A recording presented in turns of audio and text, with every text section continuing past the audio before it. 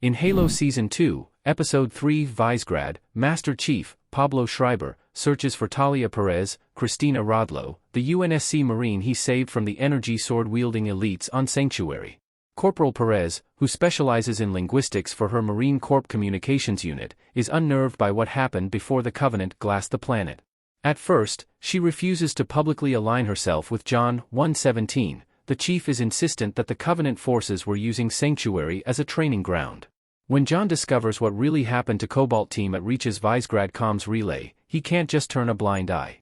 After taking matters into his own hands, the chief's rogue Silver Team is apprehended by fellow UNSC soldiers at the Visegrad installation.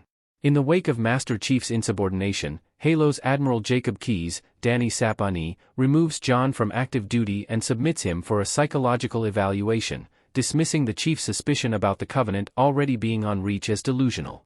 Unwilling to give up, John knows that what happened at Visegrad echoes the Covenant's interest in Sanctuary's comms tower. When he finally locates Perez in a church, the chief learns more about the garbled Covenant transmission they heard on Sanctuary. Perez deciphers the Covenant prayer for Master Chief in Episode 3. Christina Rodlow as Talia Perez listens to a Covenant message in Halo Season 2. Eventually, the Master Chief tracks Corporal Perez down to a church on Reach.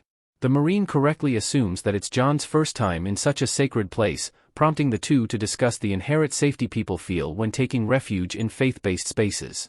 A shaken Perez eventually admits that the recording from Sanctuary is more than just garbled white noise. There's a haunting Covenant message underneath the static. Given the setting of the scene, it's not surprising when Perez tells a confused Master Chief that the Covenant's Sanctuary transmission is actually a prayer. Since the message is spoken in the Sanghaili language, Perez translates the recording for John and Halo's viewers. Speaking directly to the people of Reach, the Sanghaili warrior issues a brutal warning.